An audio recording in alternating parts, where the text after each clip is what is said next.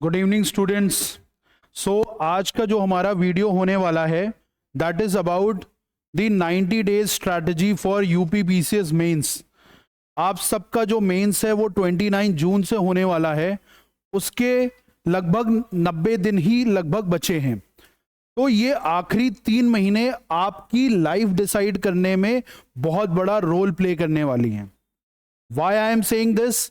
Because आपकी इस साल जो है 950 वैकेंसी हैं एंड ट्रस्ट मी, आप पिछले 5 से 7 साल 10 साल की वैकेंसीज आप देखेंगे तो इतनी वैकेंसी कभी नहीं आई।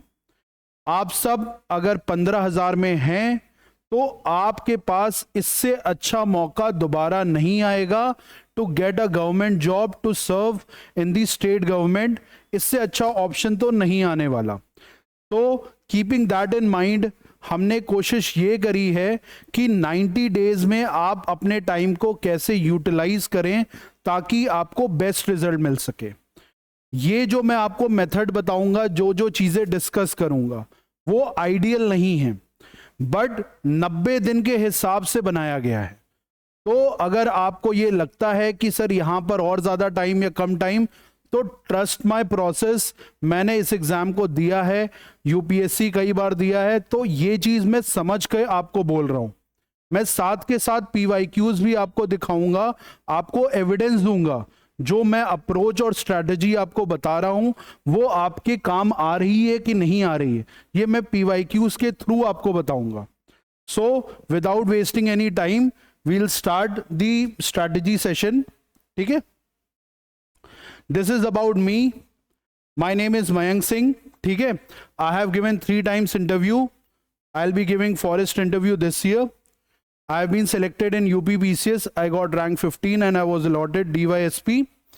उसके अलावा मैंने I served as AO in Tamil Nadu for somewhere around approximately 2 years, and this is filled by SSC CGL. ठीक है, तो ये मेरे बारे में एक ब्रीफ था। ठीक है, सो सब्जेक्ट वाइज स्ट्रैटेजी मैं आपको बताऊंगा। ठीक है, पहला सब्जेक्ट है एंशिएंट हिस्ट्री। देखिए, हिस्ट्री में बहुत सारे कंपोनेंट्स हैं, बहुत ज़्यादा डिस्क्रिप्टिव है, तो हम बहुत ही स्मार्टली अलग अलग हिस्ट्री के कंपोनेंट्स को मनूवर करेंगे, उनको बहुत जितनी उनकी वैल्यू है एग्जाम पॉइंट ऑफ व्यू से, उस हिसाब से हम कवर करेंगे। तो एंशिएंट हिस्ट्री में मैंने सोर्स आपको जो बताया है वो है बताया आर.एस. Sharma old NCERT. तो आर.एस. शर्मा ओल्ड एनसीईआरटी आपको पढ़नी है। ठीक है, वही आपका बेसिक सोर्स होना चाहिए for ancient history for UP PCS mains. उससे ज्यादा की जरूरत है नहीं। ठीक है, जो सवाल आपके प्रीवियस ईयर क्वेश्चंस हैं या आप देख सकते हो प्रोबेबल क्वेश्चंस भी, वो इससे बहुत हद तक सॉल्व हो जाते हैं। आप कोई भी नया सोर्स उठाओगे उसमें आपको जो अपॉर्चुनिटी कॉस्ट आएगा और जो रिटर्न मिलेगा वो बहुत अंतर होगा। ठीक है, तो रिटर्न के हिसाब से बेस्ट सोर्स आपका है आर.एस. Sharma old NCERT. ठीक है, मैंने कुछ इंपॉर्टेंट थीम्स लिखी हैं based on previous year questions. वो है इंडस वैली सिविलाइजेशन, वैदिक एज, मौर्याज, बुद्धिज्म, जैनिज्म और गुप्ताज। देखिए, ये रेफरेंस के तौर पे है, ये मैंने आपको सिर्फ बता दिया। मेनली आपको जो है फोकस करना है वो है RS. Sharma old NCERT for ancient history. ठीक है, आर्ट एंड कल्चर में देखिए मैंने सोर्स बताया है, नितिन सिंघानिया सर की किताब आती है, उससे आपको 2 से 3 चैप्टर पढ़ने के लिए मैं सिर्फ कह रहा हूं। मैं कह रहा हूं आपसे आर्किटेक्चर और लिटरेचर वाला ही चैप्टर बस आप पढ़िए, क्योंकि ज्यादातर जो क्वेश्चंस आए हैं आर्ट एंड कल्चर में वो इन्हीं 2 से पूछे गए हैं। हो सकता है एग्जाम में कोई तीसरी चीज आ जाए, बट उस हो सकता के चक्कर में आप अपने लिए नए सोर्सेज नहीं बना सकते। तो हम बहुत स्मार्टली काम कर रहे हैं। तो आर्किटेक्चर और लिटरेचर चैप्टर आप नितिन सिंघानिया सर की बुक से पढ़ सकते हो। उसके अलावा जो यूपी स्पेसिफिक जो आर्ट एंड कल्चर है वो आपका पेपर 5 में कवर हो जाएगा। ठीक है, तो आपके लिए क्या है, आर्ट एंड कल्चर का रिसोर्स क्या होगा, architecture literature chapter from Nitin Singhania. अब मैं आपको एविडेंस देखिए मैंने आपको सोर्स बताया, आप कहोगे सर सोर्स हम कैसे मान लें, तो मैंने आपके लिए एक लिस्ट बनाई है जो PYQs ऑलरेडी यूपी पीसीएस में पूछे गए हैं, उसके आप देखिए कि क्या क्या है। देखिए पहला सवाल आप पढ़िए, Buddhist literature in the creation of world peace. Buddhist literature के बारे में आपको एनसीईआरटी में आराम से मिल जाता है, आप उससे आराम से 125-200 वर्ड का आंसर लिख सकते हो। इसी तरह socio economic development 600 to 300 BC, इसमें आपका लेटर वैदिक वाला जो पीरियड है आपको वो डिस्कस करना है आपको, ठीक है। उसके साथ साथ आपको यहां से आता है जैसे महाजनपदास और ये सारी जो चीजें बन रही थी, तब आपको डिस्कस करना है कि आयरन का रोल क्या रहा था। वैदिक एजुकेशन सिस्टम, आश्रम सिस्टम, ठीक है, ये सारे आपको डिस्कस करने। देखिए ये सारे क्वेश्चंस मैंने आपको लिए लिखे हैं, आप खुद भी इसको पॉज करके पढ़ सकते हो कि जो भी क्वेश्चंस हैं 95% questions can be done using the sources I have mentioned. तो जो भी लिमिटेड आप सोर्स पढ़ के मैक्सिमम गेन ले सकते हो, तो हमारा फोकस वही होना चाहिए, ठीक है। तो ये आपका एंशिएंट हिस्ट्री और आर्ट एंड कल्चर का रोल है। अब आ जाते हैं मॉडर्न हिस्ट्री पर। मॉडर्न हिस्ट्री के लिए मैं कहता हूं आपको स्पेक्ट्रम सबसे अच्छा सोर्स है आपको मॉडर्न हिस्ट्री पढ़ने के लिए। आपको इधर उधर भटकने की जरूरत नहीं है। यूपी पीसीएस मेंस का हर क्वेश्चन आपका स्पेक्ट्रम से हो सकता है, और अगर कोई क्वेश्चन नहीं भी हो पा रहा तो स्पेक्ट्रम वाले नॉलेज को यूज करके आप अप्लाई करके आंसर बना ले जाओगे, ठीक है। आपको किसी नेक्स्ट सोर्स, कुछ अदर सोर्स पे नहीं जाना। जिन बच्चों ने स्पेक्ट्रम कभी नहीं पढ़ी है उन बच्चों के लिए है कि आप मार्केट में आपकी इसकी समरीज भी आती हैं, आप वो समरीज परचेज करके उससे पढ़ाई कर सकते हो अगर आपने स्पेक्ट्रम कभी नहीं पढ़ी, ठीक है। जिन बच्चों ने स्पेक्ट्रम पढ़ा है उनके लिए कोई दिक्कत नहीं है, उस किताब को आप रिवाइज करते हुए अपनी मॉडर्न हिस्ट्री कंप्लीट कर सकते हो। यूपी स्पेसिफिक जो मॉडर्न हिस्ट्री है वो पेपर 5 में कवर हो जाएगी, उसके लिए परेशान होने की जरूरत नहीं है। तो मॉडर्न हिस्ट्री का सोर्स क्या होना चाहिए आपके लिए स्पेक्ट्रम, उसी से आपके मेंस के क्वेश्चन हो जाएंगे, ठीक है। अब आ जाते हैं हम पोस्ट इंडिपेंडेंस में। देखिए पोस्ट इंडिपेंडेंस बहुत बड़ा है, उतना हमें पढ़ने की जरूरत नहीं है। हम सिर्फ कितना पार्ट पढ़ेंगे, नेशनल इंटीग्रेशन वाला पार्ट पढ़ेंगे और सरदार वल्लभ भाई पटेल जी का उसमें रोल पढ़ेंगे। सिर्फ ये 2 टॉपिक्स हमें तैयार करने हैं पोस्ट इंडिपेंडेंस हिस्ट्री में। इसके अलावा हम पूरी पोस्ट इंडिपेंडेंस हिस्ट्री को नहीं पढ़ेंगे। तो यहां पर मैंने लिख रखा है, देखिए, read about post independence consolidation and role of Sardar Patel. तो ये 2 टॉपिक आप तैयार करोगे पोस्ट इंडिपेंडेंस हिस्ट्री में, ठीक है। अब आ जाते हो, देखो मैंने कुछ क्वेश्चंस भी आपको दिखाए हैं मॉडर्न हिस्ट्री और पोस्ट इंडिपेंडेंस हिस्ट्री के, ठीक है। देखिए पोस्ट इंडिपेंडेंस हिस्ट्री से 2 ही सवाल आए हैं आपके, और दोनों सरदार वल्लभ भाई पटेल और नेशनल यूनिफिकेशन पे ही है। तो इतने से ही आपका पोस्ट इंडिपेंडेंस हो जाता है। अब आ जाते हैं मॉडर्न हिस्ट्री पे। तो मॉडर्न हिस्ट्री की आप देखिए, आपसे पूछा गया है Gandhi on varna system, spectrum में दिया गया है, ठीक है। Indian renaissance movement of 19th century, ये भी आपको मिल जाएगा, ठीक है। Contribution of Syed Ahmad Khan on modern education, ये भी आपको इनडायरेक्टली मिल जाएगा, आपको अलग अलग जगह पे मिलेगा। ऐसा नहीं कि एक ही पेज पे सब कुछ मिल जाएगा, बट कंटेंट आपको किताब के अंदर मिलेगा, आपको बस इधर उधर से हंट डाउन करना पड़ेगा। तो आपके लिए एक सोर्स बहुत है मॉडर्न हिस्ट्री के क्वेश्चंस करने के लिए, और ये तो जब 90 दिन ही बचे हैं तो इसके अलावा आपको भटकना भी नहीं है कहीं, ठीक है। आप पॉज करके एक एक क्वेश्चन देख सकते हो। 90-95% क्वेश्चंस बहुत आराम से आपके स्पेक्ट्रम से हो जा रहे हैं, ठीक है। अब आ जाते हैं वर्ल्ड हिस्ट्री में। देखिए वर्ल्ड हिस्ट्री हमारे प्रीलिम्स में होती नहीं है, तो बहुत सारे बच्चे ऐसे होंगे जिन्होंने वर्ल्ड हिस्ट्री कभी नहीं पढ़ी होगी। तो उन बच्चों के लिए मैं कहना चाहता हूं कि आप सबसे पहले वर्ल्ड हिस्ट्री की एनसीईआरटी पढ़िए। एनसीईआरटी से कंसेप्चुअल क्लैरिटी लीजिए कि वर्ल्ड हिस्ट्री में हुआ क्या क्या था। मेजर इवेंट्स के बारे में आप बेसिक जानिए, उसको बेसिक जानना बहुत ज़रूरी है वर्ल्ड हिस्ट्री का। तब तक अगर आप बेसिक नहीं जानोगे तो आपकी फाउंडेशन वीक रहेगी और आप कहीं ना कहीं इस सवाल को नहीं कर पाएंगे। तो आपके लिए ये है कि एनसीईआरटी फॉर कंसेप्चुअल क्लैरिटी, और अनुदीप दुरी शेट्टी सर हैं, ये यूपीएससी के टॉपर थे, इन्होंने अपने नोट्स को पब्लिक कर रखा है। ठीक है, आप इनके नोट्स को गूगल कर सकते हो और इनके नोट्स से आप वर्ल्ड हिस्ट्री प्रिपेयर कर सकते हो। ये मैं क्यों कह रहा हूं? मैं इसलिए कह रहा हूं कि वर्ल्ड हिस्ट्री का एक सवाल आता है। अब एक सवाल के लिए अब अलग से एक किताब मत पढ़ने बैठ जाओ।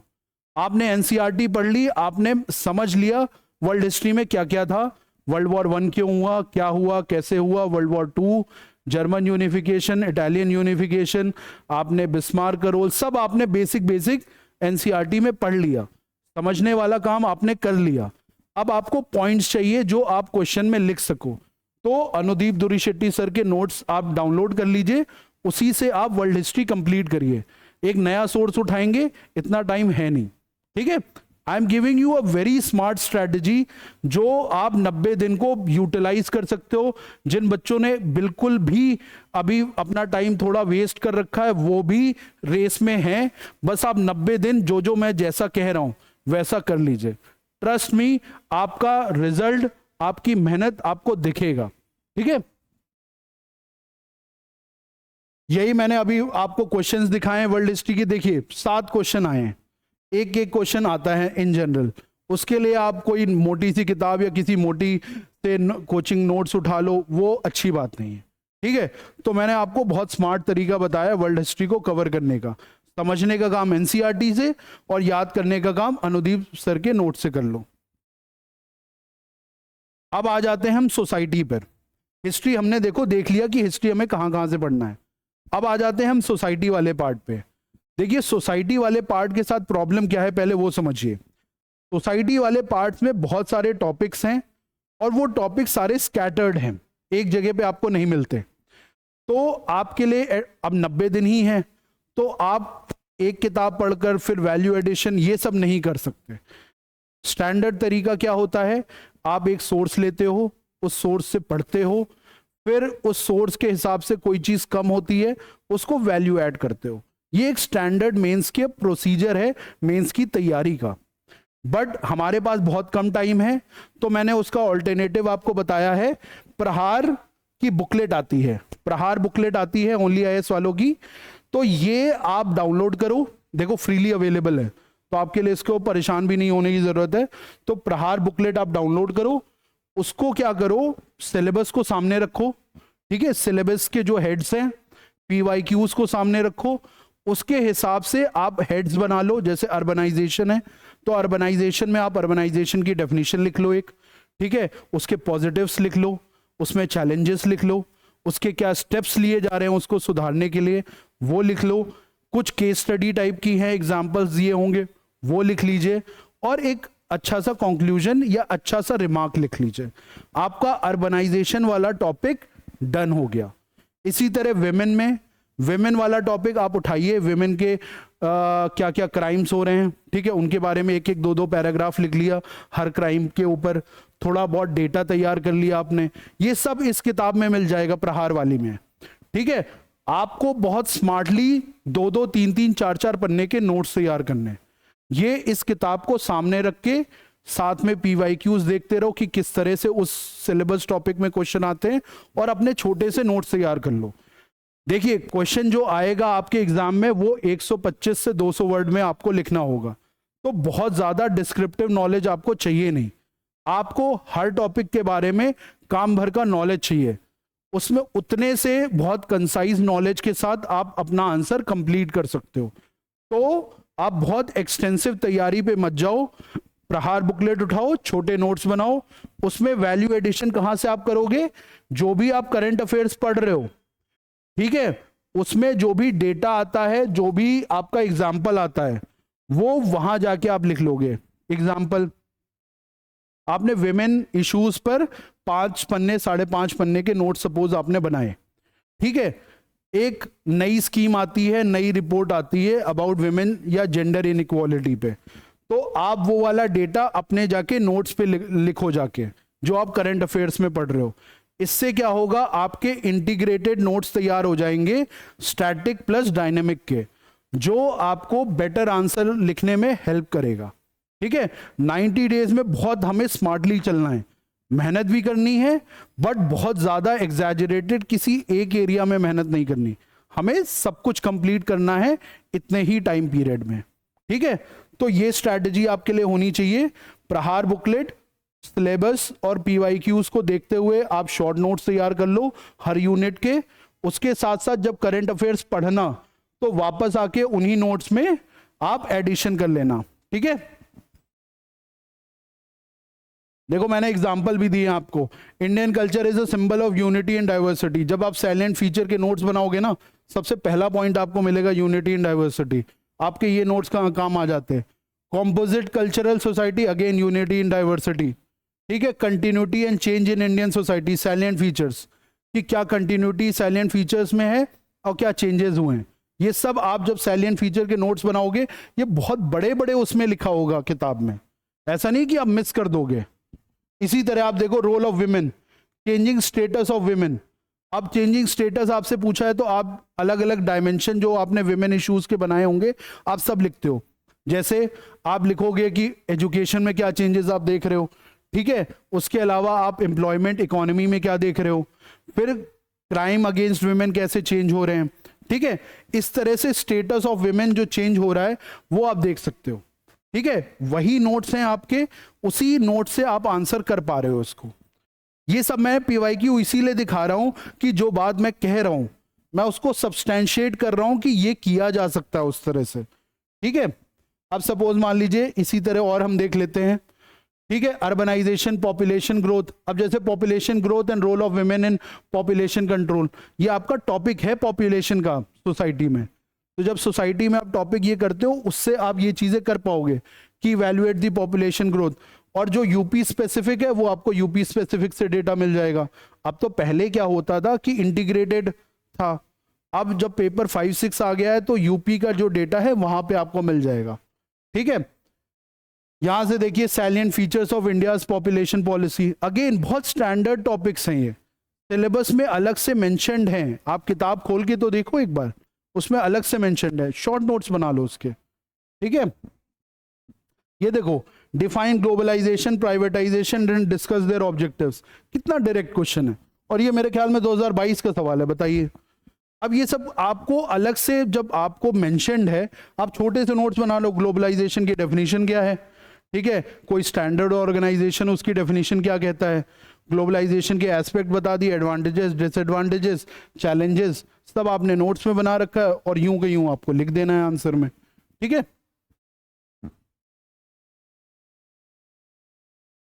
अब आ जाते हैं हम ज्योग्राफी पे। ठीक है, देखिए ज्योग्राफी में मैंने आपको देखो 3 सेक्शन लिख रखे हैं, फिजिकल, ह्यूमन, बायो ज्योग्राफी। ये 3 सेक्शंस आपको ज्योग्राफी में कंप्लीट करने हैं। ठीक है, तो इन तीनों सेक्शंस को कंप्लीट करने के लिए क्या है, आप 11th-12th की एनसीईआरटी पढ़ोगे। 4 किताबें हैं एनसीईआरटी की इसमें, तो ये 4 किताबें आप एनसीईआरटी की पढ़ोगे ज्योग्राफी के लिए। देखो बच्चे कहेंगे सर एनसीईआरटी 4 किताब पढ़ने से मेंस हो जाएगा, अरे जब हो रहा है तो करो ना उतने से। ठीक है, अगर आपको कौन कहता है कि भाई आपको बड़ी बड़ी किताबें पढ़नी पड़ेगी, कविंदर सिंह, नोट्स, ये सब उससे इतनी जरूरत है नहीं, आपको स्मार्टली काम करना आना चाहिए। 11th-12th की एनसीईआरटी हमने कंप्लीट कर ली, अब हम क्या करेंगे, हम शॉर्ट नोट्स बनाएंगे। किस पे, जो बार बार थीम्स रिपीट होती हैं। ठीक है, हमने पीवाईक्यूज देखे, हमने देखे पीवाईक्यूज में कुछ थीम्स बार बार रिपीट हो रही हैं, उसका इंफॉर्मेशन हमें ज्यादा होना चाहिए। कौन सी थीम्स हैं, अच्छा हमने देखा माइग्रेशन है, माइग्रेशन रिपीट हो रहा है, अलग से सिलेबस में भी लिखा हुआ है। ठीक है, फ्रंटियर बाउंड्री, सेटलमेंट पैटर्न, ये सब सिलेबस में अलग से वर्ड्स लिखे हुए हैं। तो अगर अलग से सिलेबस में वर्ड्स लिखे हुए हैं तो इस पे अलग से ध्यान देना पड़ेगा ना। तो सिलेबस उठा के देखा कि ये वर्ड्स अलग से दिए गए हैं, इनके शॉर्ट नोट्स हम बना लेंगे। और आप एग्जाम में देखोगे यूं के यूं वर्ड से सवाल आता है। यूपी से ज्यादा इधर उधर भटकाता नहीं है, यूपीएससी की तरह नहीं है कि बहुत डेप्थ में जा रहा है। तो आप इस चीज को समझिए और अपने आप को भी वैसे ही ढालिए। ठीक है, तो आपने क्या किया, 11th-12th की एनसीईआरटी पढ़ ली और कुछ शॉर्ट नोट्स बना लिए। ये तो मैंने 3 टॉपिक आपको एग्जाम्पल के तौर पे लिख रखा है। आप पीवाईक्यूज में देख लो रिपीटेड थीम्स क्या हैं, उन रिपीटेड थीम्स में अपने शॉर्ट नोट्स बना लो। ठीक है, रिवर्स इंजीनियरिंग, ये आपको बेटर आएगा 90 दिन के हिसाब से, ठीक है। और जो यूपी स्पेसिफिक वाला पार्ट है वो पेपर 6 में कवर हो जाएगा। अब देखिए ज्योग्राफी के क्वेश्चंस, अब ये यूपी वाले क्वेश्चंस तो आपके पेपर 6 से कवर हो जाएंगे, ठीक है। अब आप मान लीजिए, देखिए इंडियाज मिनरल डेवलपमेंट पॉलिसी, ये सब आपको एनसीईआरटीज में इन जनरल मिल जाएगा, ताकि आप लगभग 125-200 वर्ड लिख पाओ, इतने का कंटेंट होता है, ठीक है। आपको एक्सपर्ट बनाने के लिए हो सकता है कंटेंट ना हो, बट आपको 200 वर्ड का एक अच्छा आंसर लिखने के लिए कंटेंट पर्याप्त होता है, ठीक है। आप सब देख लेना, देखो ह्यूमन माइग्रेशन, रेफ्यूजी प्रॉब्लम, ठीक है, फ्रंटियर बाउंड्रीज, ये सब अलग से हेडिंग है। आप देखो यूं का यूं लिखा हुआ है, what is the difference between frontier and boundary. अगर आप इस पे नोट्स बना रहे हो तो इसके बिना तो आपके नोट्स बनेंगे ही नहीं कि फ्रंटियर बाउंड्री अलग अलग होता क्या है, ठीक है। Right a short note on 9 number channel and it's strategic importance. अगर आपसे फ्रंटियर बाउंड्री पूछ रहा है तो आपसे कल को ये भी पूछ सकता है कि भाई मैकमोहन लाइन क्या है, आपसे ये भी पूछ सकता है कि सर क्रीक क्या है। तो ये तो स्मार्टली आप देख रहे हो ना कि कैसे अंतर आ रहा है, ठीक है।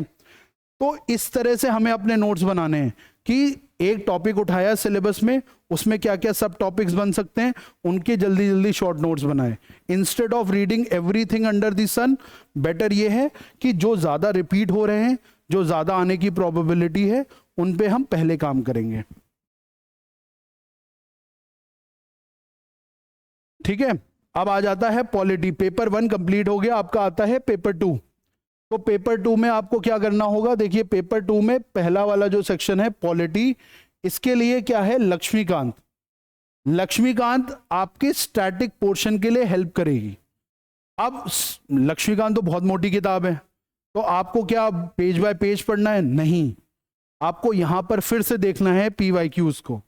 अगर मैं पीवाईक्यूज को देखता हूं, मुझे पता चलता है कि एफआर, डीपीएसपी, फंडामेंटल ड्यूटीज बहुत इंपॉर्टेंट है, तो क्या करूंगा, सिर्फ ये 3 चैप्टर्स में और ढंग से पढ़ूंगा। फिर मैं देखता हूं पार्लियामेंट वाला चैप्टर बहुत इंपॉर्टेंट है, पार्लियामेंट से सवाल आता है, तो मैं पार्लियामेंट वाला चैप्टर पढ़ूंगा। फिर मैं देखता हूं सेंटर स्टेट रिलेशंस बहुत बार रिपीट होता है, तो मैं सेंटर स्टेट रिलेशंस वाला चैप्टर लक्ष्मीकांत से पढ़ूंगा। इस तरह से आपको पढ़ना है कि पीवाईक्यूज में जो ज्यादा थीम्स रिपीट होती हैं, उसके स्टैटिक के लिए आप लक्ष्मीकांत से पढ़ोगे।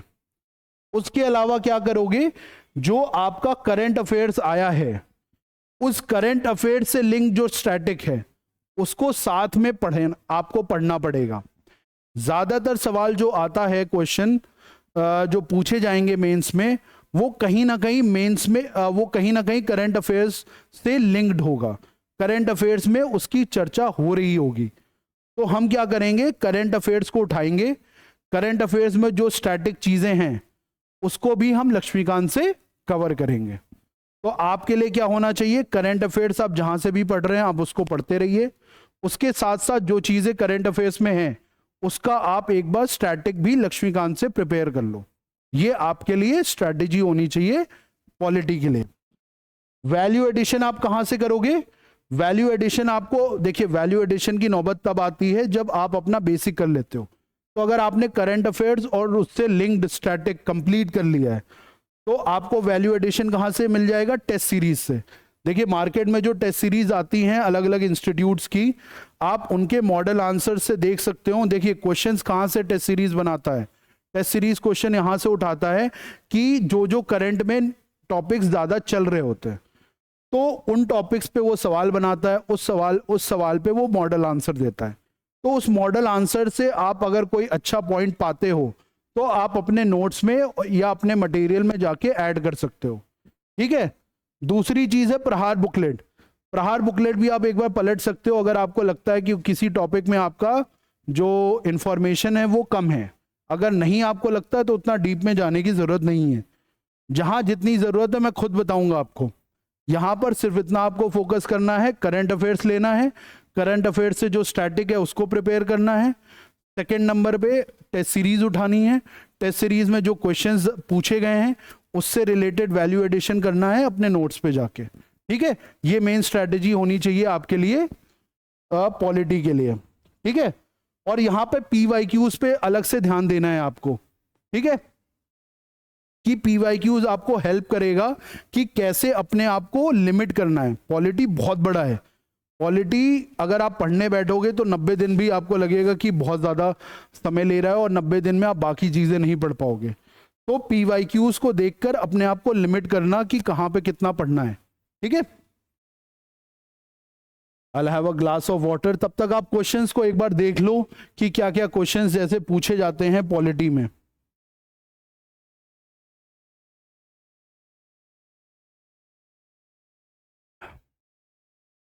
आई होप आप सबको समझ आ रहा हो कि ये स्ट्रैटेजी सेशन हम किस तरह से कर रहे हैं। देखिए सेशन में आपका हम जो कोशिश ये कर रहे हैं, आपको स्टैंडर्ड चीजें ना बताकर स्मार्ट मेथड बताएं। 90 दिन बहुत कम होते हैं और खास करके बहुत सारे बच्चे यूपीएससी भी देने की कोशिश कर रहे हैं, तो उनको यूपीएससी के लिए भी पढ़ना है, हो सकता है दूसरे पीसेस का भी मेंस लगा हो, तो आपके पास बहुत कम टाइम है, बहुत कम टाइम देने के लिए है यूपी पीसेस को। तो ऐसे में बहुत स्मार्ट तरीका चाहिए कि कम टाइम में आप ज़्यादा से ज़्यादा चीज़ें कवर कर सको जो आपके काम है। ठीक है, हमारा गोल वही है। तो आप यहां पर क्वेश्चन देखोगे, right to life in constitution of India, direct static FRDPSP। मैंने आपको बताया ना, जो पीवाईक्यूज में रिपीटेड थीम है उसकी स्टैटिक भी हम पढ़ेंगे। ठीक है, फिर आप देखो evolution and impact of basic structure, preamble philosophy, 42nd amendment. ठीक है, philosophy of Indian democracy in preamble. आप देख रहे हो प्रियम्बल कितनी बार रिपीट हो रहा है, आप बढ़िया से प्रियम्बल के नोट्स बना लो या आप लक्ष्मीकांत से कंप्लीट कर लो। ठीक है, मुश्किल से 1.5 पेज के उसके प्रियम्बल के नोट्स बनेंगे। ठीक है, इसी तरह आप बाकी टॉपिक्स भी पीवाईक्यूज आप देख सकते हो। Analyse your PYQs and take the PYQs as the framework to limit how much you have to study in that subject. ठीक है, अब मैं एक एक क्वेश्चन करके नहीं बता रहा हूं, उतना टाइम नहीं है हमारे पास, बट आपको ये आप एक बार खुद भी पढ़ के देखोगे ना तो आपको समझ आ जाएगा कि जो मैं बात कह रहा हूं वो लॉजिकल है। ठीक है, और खास करके 90 दिन के हिसाब से तो बिल्कुल लॉजिकल है। अब आ जाते हैं हम गवर्नेंस पे। ठीक है, आपका पेपर 2 का सेकेंड यूनिट होता है गवर्नेंस। तो गवर्नेंस में अगेन हम सोसाइटी जैसा ही काम करेंगे, जैसे सोसाइटी में किया था वैसे गवर्नेंस में करेंगे। क्या करेंगे, सिलेबस उठाएंगे, पीवाईक्यूज उठाएंगे, उनको रखेंगे सामने। ठीक है, उनको सामने रखने के बाद क्या करना है, हमें प्रहार बुकलेट से नोट्स बनाने हैं। किस चीज के नोट्स बनाने हैं, जो सिलेबस में दिया गया है और पीवाईक्यूज में रिपीटेड थीम्स में आता है। ठीक है, तो ये हमें करना है गवर्नेंस के लिए। और कौन से एरियाज पे हमें फोकस करना है ये मैंने आपको एग्जांपल खुद ही बना के बता दिया पीवाईक्यूज को देखते हुए। क्या मुझे दिख रहा है ई गवर्नेंस और सिटीजन चार्टर पे सवाल बहुत आता है, तो मैं क्या करूंगा, ई गवर्नेंस की डेफिनेशन लिखूंगा। ई गवर्नेंस की डेफिनेशन के साथ साथ मैं उसके डेटा लिखूंगा 3 से 4। ठीक है, ई गवर्नेंस के फीचर्स लिखूंगा, इनिशिएटिव्स लिखूंगा, ई गवर्नेंस के चैलेंजेस लिखूंगा, उन चैलेंजेस के वे हेड लिखूंगा। इस तरह करके मैं ई गवर्नेंस के नोट्स बना लूंगा। सेम चीज मैं सिटीजन चार्टर में करूंगा। तो इस तरह से क्या होता है कि आपके 2-2, 2.5 पन्ने के नोट्स बन जाते हैं, और यही 2.5 पन्ने के नोट्स आप बार बार रिवाइज कर सकते हो, और यही आपको आंसर राइटिंग में भी मदद करता है। बच्चे पूछते हैं कि सर आंसर राइटिंग करते वक्त मुझे याद नहीं आता, मुझे नेक्स्ट क्या लिखना है। वो इसलिए नहीं आता क्योंकि आपने नोट्स उस स्ट्रक्चर में नहीं बनाए। अगर मैंने नोट्स उस स्ट्रक्चर में बनाए हैं जैसे सिटीजन चार्टर, तो मुझे पता है कि मेरे 2 पेज में ही सब कुछ था। तो सिटीजन चार्टर की डेफिनेशन, उसके फायदे, उसके नुकसान, इश्यूज, ARC ने क्या बात कही, प्रैक्टिकल क्या हो रहा है, कोई केस स्टडी, सब मेरे नोट्स में था 2-2.5 पन्ने में। और यूं के यूं मैं 200 वर्ड का जब क्वेश्चन आता है मैं लिख देता हूं। ठीक है, तो यही आप सबको करना है। तो आपको क्या करना है, ये सब फ्लैगशिप स्कीम्स एंड न्यूज जैसे digital India, smart city mission, ये सब फ्लैगशिप स्कीम होती हैं जो न्यूज में ज्यादा आती हैं, उनके आपको शॉर्ट नोट्स तैयार कर लेने हैं। तो गवर्नेंस वाला पार्ट, सोशल जस्टिस वाला पार्ट, सोसाइटी वाला पार्ट, ये इतना ज्यादा है आप इसको इंडिविजुअली कर नहीं सकते। तो बेटर यही है सिलेबस के टॉपिक्स उठाना, पीवाईक्यू से कंपेयर करना और उसके शॉर्ट नोट्स बना लेना। शॉर्ट नोट्स कहां से बनेंगे, अगेन प्रहार से बनेंगे। ठीक है, जैसे SHG है, अब आपको कितनी बार दिखेगा SHG पे आपका क्वेश्चन आ रहा है। जब आपको दिख रहा है इतनी बार क्वेश्चन आ रहा है तो आप 2-2.5 पन्ने के बढ़िया से नोट्स तैयार कर लो। ठीक है, उसके सारी चीजें लिस्ट डाउन कर लो ताकि आपको बार बार रिवाइज करना और याद करना आसान हो जाए। ठीक है, ये देखिए गवर्नेंस में मैंने ये भी कर रखा, देखिए इन्होंने पूछ रखा है भूजल योजना 2019 में, न्यूज में था बहुत। ठीक है, अब आपका डिजिटल इंडिया पूछ रखा है, आपसे ये पूछ रहा है चैलेंजेस ऑफ फार्मर्स, ये तो आपका यूपी में चलो कवर हो जाएगा। ठीक है, ज्यादातर इसकी चीजें यूपी में। नेशनल बायोडाइवर्सिटी अथॉरिटी आपसे पूछा है कि भाई उस साल 2019 में आपका ये न्यूज में होगा तभी पूछा गया है, तो आपको करंट अफेयर से इसको लिंक करना है। सिलेबस और पीवाईक्यू से आपने शॉर्ट नोट्स बना लिए और बाकी आपने करंट में देखना है कि कौन सी चीजें आ रखी हैं, वही आपसे लिंक करके आपसे सवाल पूछा जाता है। ठीक है, इसी तरह से आप कम टाइम में कर पाओगे। अब बहुत सारे बच्चे कहेंगे सर ऐसे ऐसे तो बताएंगे तो फिर सारी चीजें शॉर्ट हो जाएंगी, करना ही पड़ेगा, 90 दिन ही तो हैं आपको, 25 दिन 20-25 दिन आप कम कर लो रिवीजन और प्रैक्टिस के लिए। ठीक है, कहीं यूपीएससी और बाकी पीसेस दे रहे हो तो 10-20 दिन 25 दिन और कम कर लो, 30-40 दिन 85 दिन तो बचता है। 50 दिन में आपको 5 से 6 पेपर पढ़ने हैं, उसमें पेपर 5-6 भी है, हिंदी भी है, तो कहाँ से अलग से टाइम लाओगे, ऐसे ही छोटा करना पड़ेगा ना कुछ चीजें। तो यही चीजें हैं, वो सुनने में उतनी अच्छी नहीं लगती बट प्रैक्टिकली यही पॉसिबल है। ठीक है, तो आप कोशिश करो, ट्रस्ट करो मेरी बात पर, और इस वाली वैकेंसी में अपने रिजल्ट के लिए ये चीजें कर लो। कहते हैं ना फेथ आपको कभी कभार टीचर पे दिखाना पड़ता है, तो I want that faith from you all कि जो मैं बात कह रहा हूं आप करके एक बार फॉलो करके देखो। ठीक है, सोशल जस्टिस में भी वही करना है कि आपने शॉर्ट नोट्स तैयार कर लेने हैं कुछ सिलेबस टॉपिक्स पे। कौन से टॉपिक्स हैं? Poverty, hunger, health, education. ठीक है, फिर क्या है? Welfare schemes of vulnerable women, children, SC ST, PWD, senior citizen, tribals, सबके एक एक 1.5 पेज के नोट्स बना लो। पॉवर्टी पे 2-2.5 पन्ने का नोट्स बना लो, पॉवर्टी की डेफिनेशन लिख लो, डेटा लिख लो, एक छोटा सा ग्राफ बना लो कि पॉवर्टी दिखाना है 2001 में, 2011 में, 2021 में, आपने ऐसे करके मैप दिखा दिया। ठीक है, कि बढ़ रहा है घट रहा है। हंगर में सेम चीज कर लो, ग्लोबल हंगर इंडेक्स में इंडिया की रैंक लिख लो, क्या पैरामीटर्स हैं, ये सब नोट्स में ऑलरेडी लिख लो। 2-2.5-3 पन्ने के बढ़िया से नोट्स बनाओ। सेम चीज वेलफेयर स्कीम्स, हेल्थ और एजुकेशन पे, ये सारी चीजें रिपीट होती हैं, बहुत नई चीजें नहीं पूछती। अगर आपसे हेल्थ में पूछेगा तो वही है, डॉक्टर रेशियो कम है, नर्स रेशियो कम है, आपका इंफ्रास्ट्रक्चर की दिक्कतें हैं, फिर फार्मास्यूटिकल की प्रॉब्लम्स हैं। देखो मेरे को कितना टाइम हो गया ये सब पढ़े हुए, लेकिन मैं आपको ये सब बता पा रहा हूँ क्योंकि कहीं ना कहीं एक माइंड मैप बना होता है। ठीक है, तो ये माइंड मैप कैसे बनता है? तो ये आप इस तरह से 2-2, 3-3 पन्ने के नोट्स बनाओगे। कहाँ से बनाओगे? कुछ ना समझ में आए, प्रहार की बुकलेट बना लो, क्योंकि प्रहार ने क्या कर रखा है, सारी चीजें कोलेट कर रखी हैं। और कुछ चीजें अगर आपको कम अच्छी लग रही हैं तो आप गूगल कर लो या कहीं और से उस मटेरियल को उठा के ऐड कर लो। मोटो ये है कि हमारे पास 2-3 पन्ने के नोट्स होने चाहिए इन टॉपिक्स पे। हम बार बार इधर उधर जा नहीं सकते इन टॉपिक्स को पढ़ने के लिए। 1-2 क्वेश्चन के लिए अगर हर बार हम इधर उधर भटकेंगे तो हमारा टाइम वेस्ट होगा। ठीक है, अब सोशल जस्टिस में सवाल देखिए, इंपॉर्टेंस ऑफ सुगम्य भारत अभियान। अब ये किसके लिए? PWD के लिए। ठीक है, अब आपसे मान SC ST तो यूपी का पूछा है, वो वहां पे कवर हो जाएगा। इन जनरल भी आपको पता होना चाहिए। ठीक है, फिर आपसे पूछता है health services state of UP, अब तो अलग हो गया, नहीं तो पहले इस तरह सवाल था। Main issues related to poverty, hunger, आप लिख लोगे, आपने शॉर्ट नोट्स बनाए। ठीक है, फिर MG नरेगा पूछ रखा है पॉवर्टी पे, तो वहीं कहीं ना कहीं वही टॉपिक्स लिंक हो रहे हैं, आपको वहीं से इंफॉर्मेशन मिल जाएगी और आपका आंसर वहां से कंप्लीट हो जाएगा। ठीक है, देखिए जो स्ट्रैटेजी मैं बता रहा हूं उसका एम है कि आप सब में एवरेज हो जाओ। Instead of becoming best and excellent in few and poor in some subjects, हमारा गोल ये होना चाहिए 90 दिन में कि आप सब में एडिक्वेट हो जाओ। ठीक है, क्यों? देखो एक बात समझो, 40%, 60%, 80%, 90%, 95%। ठीक है, अगर 40% से आपको 60% जाना है, आपको बहुत थोड़ी मेहनत लगती है। 60 से 80 जाना है तो थोड़ी और मेहनत लगेगी, पर वो भी कंपैरेटिवली कम होगी। 80 से 90 जाने के लिए आपका मार्जिन ऑफ एरर बहुत कम हो गया, तो आपके पास गलती करने का स्कोप और कम हो गया।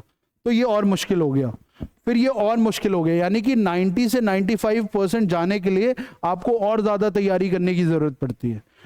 इसी तरह अगर आप 95 से 98, 99 जाना चाहते हो तो आपकी मेहनत बहुत ज़्यादा बढ़ जाएगी, ठीक है, क्योंकि मार्जिन ऑफ एरर बहुत कम हो जाता है।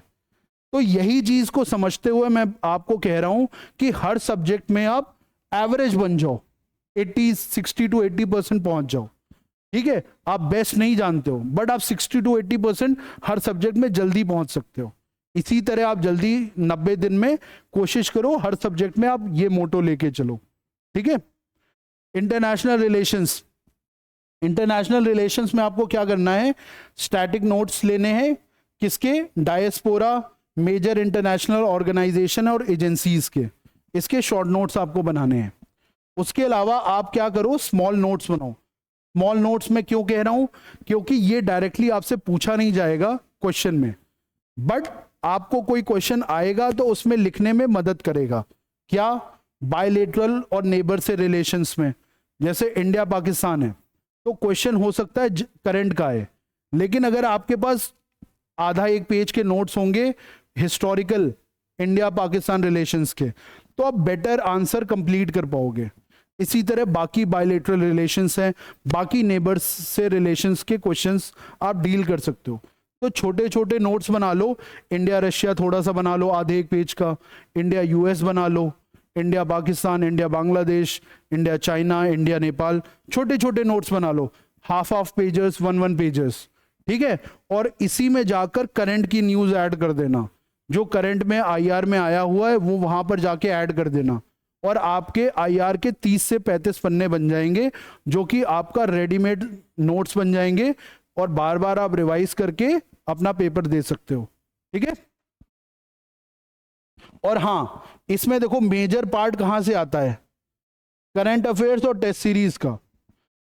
करंट अफेयर्स और टेस्ट सीरीज में जो क्वेश्चंस आ रहे हैं वो आपका सबसे बड़ा सोर्स है आईआर को प्रैक्टिस करने के लिए। तो करंट अफेयर्स और टेस्ट सीरीज में भी वही चीज पूछी जाती है जो करंट में है, तो कहीं ना कहीं वो आपका एक अच्छा मटेरियल बन के आता है जो आपको आईआर कम समय में ज्यादा अच्छा रिटर्न दे के जाएगा, ठीक है। ये मैंने सवाल लिखे हैं, आप देख सकते हो। इकोनॉमी पेपर 2 देखिए कंप्लीट हो गया। पेपर 2 में हमने बहुत स्मार्टली काम किया, क्योंकि ज़्यादातर चीज़ें करंट से लिंक होके आती हैं, तो कहीं ना कहीं हमने करंट को ऊपर रखा, उसके बाद उसको स्टैटिक से लिंक किया और एक कंप्लीशन की ओर गए, ठीक है। तो ये हमारा पेपर 2 का फंडा रहा है। सेम चीज़ अब हम पेपर 3 में भी करेंगे। पेपर 3 भी बहुत ज़्यादा डायनेमिक है, तो उसमें हम क्या करेंगे, इकोनॉमिक्स। इकोनॉमी में क्या करना है, हमें देखा है हमने कि प्रीवियस ईयर में NITI Aayog, SDG, poverty, unemployment, budgeting, industrial policies, LPG reforms, इन सब टॉपिक्स में कई बार सवाल रिपीट हो रहे हैं। तो जब क्वेश्चन रिपीट हो रहे हैं तो हम एक एक दो पेजर्स इसके भी बना लेंगे कि नीति आयोग क्या है, प्लानिंग कमीशन से शिफ्ट होके कैसे आया, ठीक है, अलग क्या है, क्या क्या इनिशिएटिव्स ले रखे हैं नीति आयोग ने, क्या इनिशिएटिव्स लेने में क्या चैलेंजेस आ रहे हैं, इन जनरल क्या कमियां हैं, उसको कैसे इंप्रूव कर सकते हैं। आपने 2 पेज के नोट्स बना लिए, और नीति आयोग का कुछ भी सवाल आता है, सपोज क्वेश्चन आता है NITI Aayog impact on cooperative federalism, अब बहुत स्पेसिफिक पूछा है नीति आयोग का, बट आपने नीति आयोग अगर ठीक से तैयार कर रखा है तो ये क्वेश्चन आप कर ले जाओगे without any new information needed, ठीक है। तो इस तरह से आप नोट्स बना लो इन टॉपिक्स पे 1-1, 2-2 पेजेस। फिर आपका फोकस होना चाहिए current affairs plus linked static. जो भी करंट अफेयर्स आप पढ़ रहे हो उस करंट अफेयर्स पे आपका ज्यादा फोकस होना चाहिए, उसके साथ साथ जो उसका स्टैटिक है उसको भी आप थोड़ा सा पढ़ लो। यानी कि आपको स्टैटिक की कोई नोट्स और किताब पढ़ने की ज्यादा जरूरत नहीं है। आप करंट अफेयर्स में जो टॉपिक आया आपको अगर वो समझ में आ गया तो वेल एंड गुड, नहीं समझ में आया तो उसके कुछ पॉइंट्स आप स्टैटिक की किताब से निकालकर वहीं के वहीं लिख लो, ठीक है, ताकि बार बार आपको भटकना ना पड़े। सेलेक्टिव रेफरेंस ऑफ प्रहार बुकलेट, ये प्रहार बुकलेट कब रेफर करोगे, जो आपने करंट टॉपिक पढ़ा उस करंट टॉपिक से रिलेटेड आपको स्टैटिक भी पढ़ना होगा ना, तो वो स्टैटिक आप कहाँ से पढ़ोगे, वो प्रहार की किताब से पढ़ लो। तो कवर टू कवर नहीं पढ़ना, पहली बात। दूसरी, करंट अफेयर्स में जो टॉपिक आए हैं उन्हीं से लिंक्ड स्टैटिक आप प्रहार से पढ़ सकते हो, ताकि कम टाइम में आप बेटर टॉपिक तैयार कर सको। साथ के साथ टेस्ट सीरीज का भी आप ध्यान देना। टेस्ट सीरीज में जो टॉपिक बार बार रिपीट हो रहे हैं अलग अलग जगह पे, उन टॉपिक्स को भी आप अपने नोट्स में इंक्लूड कर लो, क्योंकि उनके रिपीट होने के, उनके आने के चांसेस ज्यादा होते हैं, क्योंकि वो कहीं ना कहीं करंट अफेयर से लेके बनाए जाते हैं। ठीक है, ये लिखा भी हुआ है मैंने, value addition from stats, facts और टेस्ट सीरीज। ठीक है, इकोनॉमी, एग्री, इन सब में यही रहता है कि आपने करंट अफेयर्स में जो न्यूज़ आ रही है उसका स्टैटिक भी थोड़ा सा तैयार कर लिया, और फिर आपके कंसर्न वो एक इंटीग्रेटेड नोट्स बना के आप रिवाइज करते हो।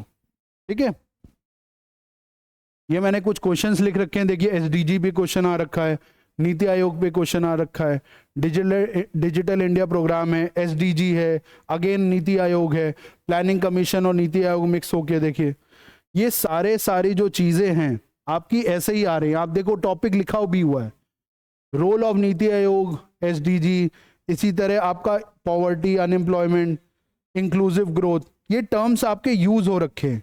इन टर्म्स पे आपके पास 2-2, 3-3 पेजर नोट्स होने चाहिए, ताकि आपका कुछ भी सवाल आए ये सवाल आप टैकल कर सको। ठीक है, अब आप जाते हैं हम एग्रीकल्चर पे। देखो एग्रीकल्चर बहुत ही रिवॉर्डिंग एरिया है, बहुत ही छोटा है, पहली बात, बहुत लिमिटेड चीजें हैं उसमें, और उसमें आप एक से दूसरे पॉइंट को इंटीग्रेट कर सकते हो। कहने का मतलब, अगर कोई क्वेश्चन आता है तो आपके पास कंटेंट की कमी नहीं होगी इन जनरल एग्रीकल्चर वाले क्वेश्चन पे। तो वहां पर मैंने क्या कर रखा है, प्रहार की किताब को सेलेक्टिवली पढ़ना है पीवाईक्यू के बेसिस पे। तो पीवाईक्यू का बेसिस क्या है कि आप पीवाईक्यूज को उठाइए, पीवाईक्यूज को समझिए कि क्या क्या थीम्स उसमें रिपीट हो रही हैं। जैसे आप इरिगेशन के कुछ नोट्स बना लीजिए, मार्केटिंग के कुछ नोट्स बना लीजिए, बफर स्टॉक के कुछ नोट्स बना लीजिए, लैंड रिफॉर्म्स के नोट्स बना लीजिए। ठीक है, उसके अलावा ई टेक्नोलॉजी के नोट्स बना लीजिए, और इस तरह से क्रॉप डाइवर्सिफिकेशन के नोट्स उठा लीजिए। ये सब आपको प्रहार में हेडिंग्स मिल जाएंगी। तो इन्हीं हेडिंग्स पे पूरी ये तो पूरी किताब हो जाती है, उतने की जरूरत नहीं है, हम पॉइंटर्स जनरेट कर लेंगे ताकि हम कम से कम 200 वर्ड हर टॉपिक पे लिख पाएं। ठीक है, हमारा गोल ये होना चाहिए। तो इस तरह से हम प्रहार की किताब से सेलेक्टिवली हर एरियाज पे कुछ कुछ पॉइंट्स, कुछ कुछ डेटा, कुछ कुछ एग्जांपल्स लिखकर अपने नोट्स तैयार कर लेंगे। ठीक है, short notes on food security and national food security act, PDS, buffer stock, food processing industries, technology missions, बार बार पूछा गया है। आप इसके 2 पेज के नोट्स बना लो, आपके पास रेडीमेड आंसर है, क्यों भटकना इधर उधर। Land reforms, agri marketing, irrigation. ठीक है, और करंट अफेयर्स लिंक्ड स्टैटिक तो मैं हर बार बताऊंगा, पेपर 3 पेपर 2 दोनों में। ठीक है, अब एग्रीकल्चर की हम बहुत सी मार्केट में किताबें भी आती हैं, I will not suggest that. Why? क्योंकि आपके पास इतना टाइम नहीं है कि आप उसको, वो किताब अपने में अच्छी किताबें हैं, लेकिन इतना टाइम अलाउ नहीं कर रही है कि हम 90 दिन में उसको पढ़ पाए। तो हम यही करेंगे, हर डायमेंशन में अपने 1-1, 2-2 पेज के नोट्स बना लेंगे। ठीक है, एग्रीकल्चर सेक्टर में आप क्वेश्चंस देख सकते हो। देखो पीडीएस पे डायरेक्ट क्वेश्चन पूछ लिया, चैलेंजेस ऑफ फूड सिक्योरिटी पूछ लिया, टेक्नोलॉजी मिशन पूछ लिया, ठीक है, एनएफएसए एक्ट पूछ लिया, डिजिटल एग्रीकल्चर पूछ लिया, ई टेक्नोलॉजी पूछ लिया। ठीक है, ये मैंने आपको हेडिंग्स खुद बताई।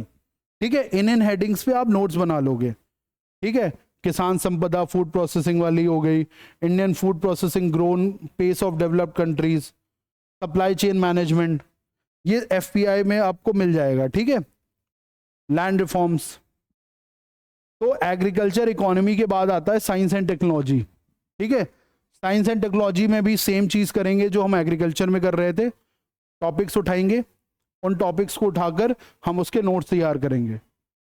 आप सब बच्चों कहोगे कि सर आपको यही हर चीज में आप रिपीट कर दे रहे हो कि आप इसके नोट्स बना लो, उसके नोट्स बना लो, but trust me this is the reality जो आपको 90 दिन में हेल्प करेगी। अगर आपको कोई मैं ऐसा सोर्स बताता हूं जो आप उठाकर उससे वो पढ़ सकते हो, तो वो मैं आपके साथ गलत कर रहा हूं, क्यों? मुझे पता है कि 90 डेज में ये सब पॉसिबल नहीं है जब आपको सब कुछ पढ़ना हो, ठीक है। तो ऐसे में आपके लिए क्या है कि आपको कुछ टॉपिक्स मैं बता दे रहा हूं हर जगह पे, जहां मैं नहीं भी बता रहा हूं आप खुद जनरेट करो पीवाईक्यूज को देख के, ठीक है। I have glass of water, फिर मैं आगे बताता हूं।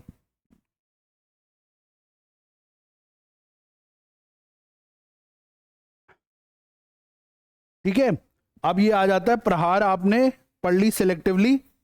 करंट अफेयर्स ड्रिवन, कहीं ना कहीं करंट अफेयर्स से चीजें ही आती हैं सारी उसमें, साइंस एंड टेक पे। तो करंट अफेयर्स पे हम टैब रखेंगे, करंट अफेयर्स पे टैब रखेंगे कि प्रहार की बुकलेट से उसका स्टैटिक उठाते रहेंगे, ठीक है। वही वाली अप्रोच जो इकोनॉमी एग्रीकल्चर हर जगह है कि करंट अफेयर्स में कोई चीज आई उसका भी स्टैटिक समझते चलना, ठीक है। उसके अलावा हम क्या करेंगे, एआई और ब्लॉकचेन पे कुछ नोट्स तैयार करेंगे, अपने स्पेस टेक्नोलॉजी और प्रोग्राम पे थोड़े नोट्स तैयार करेंगे, ठीक है। बायोटेक, नैनोटेक, न्यूक्लियर टेक, ये 3 टेक्नोलॉजी पे नोट्स होने चाहिए हमारे, और आईपीआर पे होना चाहिए। ये कुछ 5-6 टॉपिक्स मैंने आपको बताए हैं, इन पे अपने पास अलग से नोट्स होने चाहिए, ठीक है। और ये नोट्स हम कहां से बना सकते हैं, प्रहार से, ठीक है। उसके अलावा जो करंट अफेयर्स में आ रहा है उससे लिंक्ड स्टैटिक भी तो हमें पढ़ना ही पढ़ना है, बट इन एरियाज पे मैंने देखा है पीसेस ज्यादा रिपीट करता है, तो इनके हम नोट्स तैयार कर सकते हैं, ठीक है। नोट्स तैयार करने में मैंने आपको बताया उसके बारे में आपको पता होना चाहिए, उसमें क्या इश्यूज हैं, क्या एडवांटेजेस हैं, क्या चैलेंजेस हैं, क्या फीचर्स हैं, क्या इनिशिएटिव्स लिए गए, क्या इनिशिएटिव लिए जा सकते हैं, इंटरनेशनल एग्जाम्पल इफ एनी, ठीक है। कोई केस स्टडी है, कोई एग्जाम्पल हो, डेटा, स्टैट्स, ये सारी बातें आप लिख सकते हो वहां पर। और अगर आपके पास कोई कोट हो तो वो भी आप वहीं पे नोट्स में लिख सकते हो, ताकि आप उसके साथ साथ उसको याद कर सको और वो वहां पर यूज कर सको जब क्वेश्चन आए, ठीक है। साइंस एंड टेक के देखो आईपीआर का सवाल है, nanotech, nano science, cloud computing, आपको एआई ब्लॉकचेन जब आप पढ़ोगे उसी से लिंक्ड आपको मिल जाएगा आईटी में, ठीक है। एप्लीकेशन ऑफ बायोटेक पूछा है, डिजिटल राइट देखिए नया सवाल है, हो सकता है उस साल क्वेश्चन में करंट अफेयर्स में पूछा गया हो, ठीक है। ब्लड मून, ये आपका करंट अफेयर्स का क्वेश्चन है कि आपको करंट अफेयर्स में ये मिल गया होगा, ठीक है। सिर्फ स्टैटिक पे नहीं, करंट अफेयर्स से ज्यादा डेराइव होते हैं ये वाले सेक्शंस के क्वेश्चन, ठीक है। इन्वायरमेंट में भी आपको वही चीज करनी है, ठीक है। इन्वायरमेंट और साइंस एंड टेक के बहुत कम क्वेश्चन आते हैं, तो बहुत परेशान नहीं होना है। तो इन्वायरमेंट में भी आपको करंट, ठीक है, current plus linked static, static वो भी लिंक्ड, रिवर्स इंजीनियरिंग जो करंट में आया उसका स्टैटिक पढ़ रहे हो, ठीक है। दूसरा टेस्ट सीरीज उठाई, उसके जो क्वेश्चंस थे उनसे वैल्यू एडिशन कर लिया, वैल्यू एडिशन इस पे कर लिया। क्यों? कहीं ना कहीं जो क्वेश्चंस पूछे गए हैं वो करंट अफेयर से ही उठाए गए होंगे, तो आपको वैल्यू एडिशन यहां से मिल जाएगा। फिर क्या करना है, पीवाईक्यू एनालिसिस,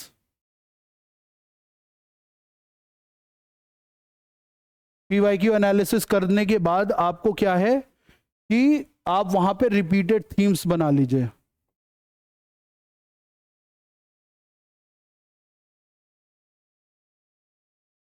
उस पे शॉर्ट नोट्स, ठीक है। बहुत ही लिमिटेड टाइम की स्ट्रैटेजी है, बहुत इसको यूज करके आपके लिए टाइम कम रिजल्ट बेटर आ सकता है, ठीक है। करंट अफेयर्स पढ़ा, उसमें जो स्टैटिक चीज है वो समझ ली, टेस्ट सीरीज उठाई अलग अलग मार्केट से, वहां से उठाने के बाद आप उसका जो कंटेंट है, जो क्वेश्चंस हैं, उसके क्वेश्चंस को समझते हुए वैल्यू एडिशन कर लिया, और जो पीवाईक्यू में रिपीटेड थीम्स आ रही हैं उसके कुछ शॉर्ट नोट्स बना लिए, ठीक है। वही चीजें क्वेश्चंस आप देखोगे एनवायरनमेंट के, conservation of wild life, E pollution, financial technological viability of solar energy projects, ये सारी चीजें आपको या फिर करंट अफेयर्स में होगी या रिपीटेड थीम्स में आपको मिल जाएगी, ठीक है। सिक्योरिटी, सिक्योरिटी में भी वही चीज है। देखिए बार बार इसलिए कह रहा हूं मैं आपको, मुझे रिपीट करते हुए जरूर मोनोटोनस लग रहा है, लेकिन आपको नहीं लगना चाहिए। क्यों? क्योंकि यही स्ट्रेटजी है, उसमें कर क्या सकता हूं मैं, हम और आप कुछ कर नहीं सकते जितने दिन बचे हैं। अगर यहीं आप पे फाउंडेशन के स्टूडेंट होते ना तो मैं दूसरी स्ट्रैटेजी बता रहा होता आपको, ठीक है। तो क्या करना है आपको, सिक्योरिटी में जो जो सिलेबस में टॉपिक्स हैं उसके 2-2 3-3 पन्ने के नोट्स बनाने हैं, जैसे टेररिज्म, ऑर्गेनाइज क्राइम, ठीक है, मनी लॉन्ड्रिंग, ये सारे पे 2-2 3-3 पन्ने के नोट्स तैयार कर लो, ठीक है। वो नोट्स आपका रेडीमेड मटेरियल हो जाएगा उस क्वेश्चन के लिए, ठीक है। उसके बाद आपको क्या करना है, करंट अफेयर्स पढ़ना है और उस करंट अफेयर्स को कहां पर ऐड करना है, अपने नोट्स पे जाके ऐड करना है। सपोज नक्सलिज्म का करंट अफेयर्स आता है तो आप उसको कहां ऐड करोगे, जाके अपने नक्सलिज्म वाले नोट्स पे, ठीक है। From test series add new perspective in notes. कभी कभार होता है कि जैसे एआई इन डिफेंस एक नई चीज आई, तो आपने ये क्वेश्चन अगर सपोज टेस्ट सीरीज में आपको मिला तो आप कहां जाके ऐड करोगे, आप कहीं नहीं, आप मॉडर्न डिफेंस टेक पे जाके एआई वाला एक सेक्शन ऐड कर सकते हो, ताकि, या फिर बॉर्डर मैनेजमेंट में जाके एआई वाले कुछ इनिशिएटिव्स लिख सकते हो ताकि आपके नोट्स कॉम्प्रिहेंसिव हो जाए, ठीक है। तो यहाँ पर करंट अफेयर्स और टेस्ट सीरीज का बहुत बड़ा रोल होता है। उनको मार्केट से किसी कहीं पे भी आप देखिए, सब मार्केट में अवेलेबल है, आप जाइए, उन XYZ सबके काम के हैं, वहां से उठाकर अपने काम की चीजें ले लें। आप एस्पिरेंट हो, आपको अपना सिलेक्शन कराना है, ठीक है, जहां से जो भी बेटर मिल रहा है आप उसको लेकर अपनी तैयारी करो, ठीक है।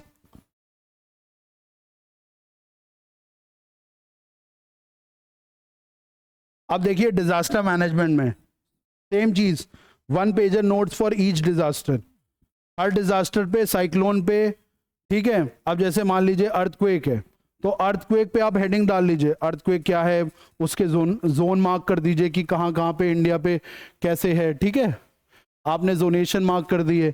उसके अलावा आपने क्या किया, उसमें स्ट्रक्चरल मेजर्स क्या है, नॉन स्ट्रक्चरल मेजर्स क्या हैं, ठीक है। आप ये भी लिख सकते हो कि क्या क्या स्कीम्स आई हैं या क्या और किया जा सकता है, वो लिख सकते हो आप। इस तरह से डिजास्टर पे नोट्स बना लो। कई बार कुछ डिजास्टर न्यूज में आते हैं, जैसे फॉरेस्ट फायर हो गया, ठीक है, स्टैम्पीड था, ठीक है। इस तरह के आप करंट एग्जांपल्स भी अपने नोट्स में लिख लो, ताकि अगर वो क्वेश्चन आता है, suppose question comes on cloud burst, तो क्लाउड बर्स्ट पे क्वेश्चन आया तो आप क्लाउड बर्स्ट तो आपने लिख रखे 1 पेज के नोट्स, उसके ऊपर अगर आपने रीसेंट एग्जाम्पल लिख रखा होगा करंट अफेयर्स का, तो वो आपको मदद क्या करता है, आपका इंट्रोडक्शन बन जाता है रीसेंट न्यूज का, वो आपको बेटर मार्क्स फेच करके देगा एग्जाम में। तो आपको क्या करना है, प्रहार से 1-1 2-2 पेज के नोट्स तैयार करने हैं, किस पे, हर डिजास्टर पे। उसके साथ साथ आपको क्या करना है, डिजास्टर मैनेजमेंट इन इंडिया के 2-2.5 पन्ने के नोट्स तैयार करने हैं कि डिजास्टर मैनेजमेंट इंडिया में होता कैसे है। आप एनडीआरएफ के बारे में मेंशन करोगे, उसमें आप एनडीएमए के बारे में मेंशन करोगे, डिजास्टर मैनेजमेंट एक्ट के बारे में मेंशन करोगे, ठीक है, क्या क्या उसका प्रोसेस होता है, ये सारी चीजें आप कहाँ मेंशन करोगे, डिजास्टर मैनेजमेंट इन इंडिया, उसका जब आप नोट्स बना रहे होगे। तो ये 2 से 3 पन्ने में नोट्स बना लो और 1-1 2-2 पन्ने के नोट्स हर डिजास्टर के बना लो, ठीक है। Try to include manmade disasters also, जैसे स्टैम्पीड्स, फॉरेस्ट फायर, ये सब भी इंक्लूड करना। वाई, क्योंकि आज जैसे फायर एक्सीडेंट्स हो रहे हैं, अगर आपने रिसेंटली देखा होगा, भी नोएडा का एक केस आया था फायर एक्सीडेंट का, तो ऐसी चीजों पे भी आजकल सवाल बन सकता है। स्टैम्पीड, पिछले साल काफ़ी स्टैम्पीड्स हुई, तो ऐसे में ये भी चीज़ें इंपॉर्टेंट हो जाती हैं। तो करंट अफेयर्स को देखते हुए आप इन भी डिजास्टर्स पे 1-1 2-2 पेज के नोट्स बनाओगे, ठीक है। नोट्स बनाने में हो सकता है थोड़ा एफर्ट लगे, बट आपका पढ़ने और रिवीजन में टाइम इतना कम हो जाएगा कि वो वाली एक्सरसाइज आपके लिए बेनिफिशियल हो जाएगी, ठीक है। तो पेपर 3 इसके साथ खत्म होता है। देखिए डिजास्टर के different types and works of disaster management, types of disaster, role of government in disaster management, ये डिजास्टर मैनेजमेंट वाले नोट से हो जाएगा। नेचुरल और मैनमेड डिजास्टर में अंतर क्या है, ठीक है। आप यहां से देखिए बहुत बेसिक सवाल पूछे गए, कुछ नहीं, ये सब आप कवर कर लोगे। इसके लिए बहुत ज्यादा आप अगर XYZ नोट्स पे परेशान होने लगे फिर तो हो गया खत्म, ठीक है। तो बहुत स्मार्टली काम करना है। अब आ जाते हैं हम, थर्ड पेपर भी हो गया, सेकंड पेपर भी हो गया, फर्स्ट भी हो गया, ठीक है। अब आ जाते हैं हम चौथे पेपर पे। फोर्थ पेपर हमारा क्या है, GS4 एथिक्स का। देखो एथिक्स में क्या करना है हमें, सबसे पहले यूपी पीसीएस को समझना पड़ेगा। यूपी पीसीएस अभी भी बहुत स्टैंडर्ड क्वेश्चन पूछ रहा है एथिक्स में। तो एथिक्स में जो जो सिलेबस में दिया गया है उन सिलेबस के टॉपिक्स पर आपके पास कंटेंट होना चाहिए। जैसे अगर एटीट्यूड है तो एटीट्यूड के बारे में आपके पास डेफिनेशन होनी चाहिए, एटीट्यूड के कंपोनेंट्स होने चाहिए, एटीट्यूड चेंज के लिए क्या क्या स्टेप्स होते हैं, तो ये सारी चीजें होनी चाहिए। देखिए यूपीएससी में अब जो सवाल आ रहे हैं बहुत अप्लाइड आ रहे हैं, डायरेक्ट क्वेश्चन नहीं आ रहे हैं। तो ऐसे में GS4 अगर आपने जहां से भी पढ़ाई करी है आपके पास खुद के नोट्स होंगे जब आपने पढ़े होगा उन चीज़ों को। अगर आप सेल्फ स्टडी कर रहे थे तो भी आपने जिस किताब को रेफर किया होगा वो किताब आप यहाँ पर GS4 में रख सकते हो। आपको नए सोर्स की ज़रूरत नहीं है, बहुत ज़्यादा वैल्यू एडिशन का काम है नहीं एथिक्स में, ठीक है। जब कंटेंट की बात आती है तो जो भी आप एथिक्स में अभी तक पढ़ते आ रहे हो आप उसको कंटिन्यू कर सकते हो। क्यों? क्योंकि देखिए यूपीएससी होता तो I would have suggested more things, but PCS में सिंस बहुत डायरेक्ट चीजें आती हैं, सिलेबस में जो कंटेंट दिया गया है वो आपको समझ में आना चाहिए, उसके बारे में आपके पास इंफॉर्मेशन होनी चाहिए। और कोई भी किताब या कोई भी कोचिंग उस चीज को कवर करके आपके लिए दे रहा है तो आप उसी पर रिलाय कर सकते हो, ठीक है। तो कंटेंट वाला पार्ट तो समझ आ गया। अब आपको वैल्यू एडिशन के लिए क्या करना है, आपको वैल्यू एडिशन करना पड़ेगा। वैल्यू एडिशन कहां से होगा? वैल्यू एडिशन होगा एग्जाम्पल से, ठीक है। एग्जाम्पल्स, अब एग्जाम्पल्स आपको कहां से मिलेगा?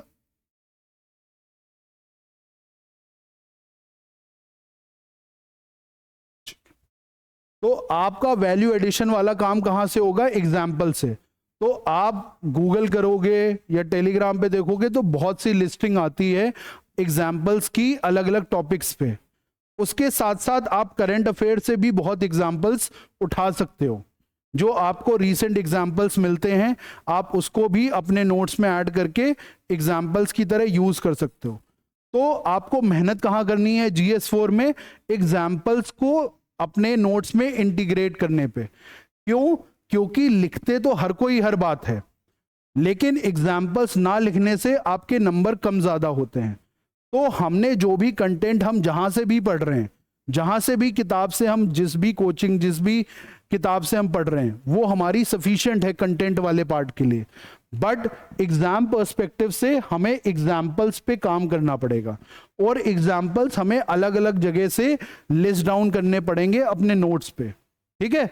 उतना करने से आपका यूपी पीसीएस के लिए एथिक्स कंप्लीट हो जाएगा। हाँ, केस स्टडी में भी आपको थोड़ी आंसर राइटिंग प्रैक्टिस करनी पड़ेगी। क्यों? क्योंकि केस स्टडी की आंसर राइटिंग थोड़ी डिफरेंट होती है एज कंपेयर टू GS 1 2 3, ठीक है। तो केस स्टडी अलग से प्रैक्टिस करना ताकि आपको बेटर उसमें मार्क्स मिल सके। अपार्ट फ्रॉम दैट एथिक्स के सेक्शन A के लिए आप जो भी सिलेबस का कंटेंट है उसको आपको पता होना चाहिए और एग्जाम्पल्स, इतना बहुत है, ठीक है।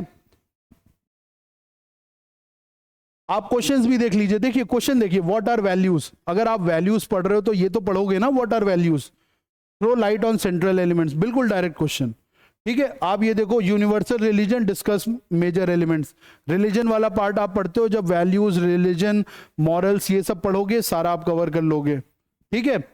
फिर आप family society educational institutions inculcating values, ये भी पार्ट है कि कौन से इंस्टीट्यूशन का क्या रोल है आपके वैल्यू इनकलकेशन पे, ठीक है। बहुत से क्वेश्चन अप्लाइड आ जाते हैं, तो अप्लाइड क्वेश्चंस के लिए आप नया सोर्स नहीं रख सकते। ज्यादा से ज्यादा क्या कर सकते हो, उसके लिए आंसर राइटिंग प्रैक्टिस कर सकते हो कि उतने ही कंटेंट में आप इस तरह के अप्लाइड या बाउंसर क्वेश्चंस को कैसे हैंडल करो उतने कंटेंट के साथ। ये आपका आंसर राइटिंग प्रैक्टिस से आता है।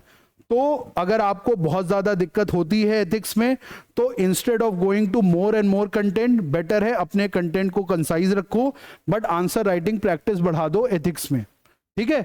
This will help you in a better way rather than having more sources as far as content is concerned, ठीक है। तो एथिक्स और केस स्टडी के लिए यही मैं कहूंगा आपसे कि अपने जो भी आप कंटेंट पढ़ते आ रहे हो उस चीज को रखते रहो, ठीक है। उसके अलावा जो भी आपको डाउट आती है आप उसमें एग्जाम्पल्स ऐड कर लो और आंसर राइटिंग से उसको प्रैक्टिस करते रहो। एथिक्स के पेपर में प्रैक्टिस का रोल बहुत ज़्यादा है। बहुत से बच्चे सोचते हैं कि बाकी सब्जेक्ट्स में क्या हो सकता है कंटेंट का रोल अच्छा खासा हो, बट एथिक्स एक ऐसा पेपर है जहां पर आप ज़्यादा प्रैक्टिस करके कम कंटेंट के साथ अच्छे नंबर ला सकते हो, बट ज़्यादा कंटेंट और कम प्रैक्टिस में आपके हो सकता है कम नंबर रह जाएं। तो यहां पर प्रैक्टिस का रोल बहुत ज़्यादा है एज कंपेयर टू कंटेंट का। अब हम बात कर लेते हैं पेपर 5-6 की।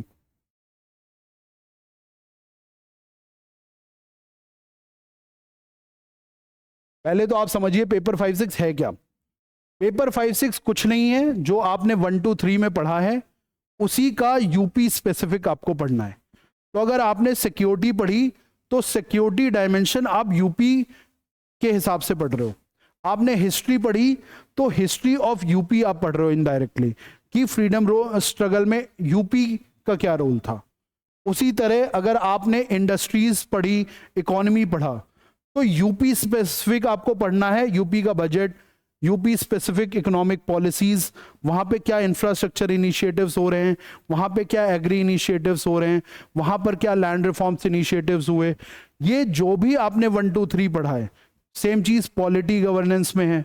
तो पॉलिटी गवर्नेंस में जो भी आपने इंडिया लेवल पे पढ़ा कि भाई गवर्नर हो गया, ये सारी चीज़ें, वही चीज़ें आपको उसका एक सिमेट्रिकल एनालॉगस आपको यूपी के लिए पढ़ना है, दैट इज पेपर 5-6। तो अगर आपने 1-2-3 में अच्छी मेहनत कर रखी है तो 5 और 6 आपके लिए कंसेप्चुअल लेवल पे दिक्कत नहीं देते। अगर आपने सिक्योरिटी ढंग से समझ रखी है तो आपके लिए यूपी वाला पार्ट सिर्फ एक तरह का एग्जाम्पल हो जाता है, कि जो चीज आपने इंडिया लेवल पे पढ़ी उसी का एक एग्जाम्पल आप यूपी लेवल पे पढ़ रहे हो। ठीक है, अगर आपने 1-2-3 में वीक अपने इन सब्जेक्ट्स को वीक रखा तो वही आपके यहां पर भी सेक्शन वीक रह जाएगा। तो 5-6 को आप ज्यादा हवा मत समझो।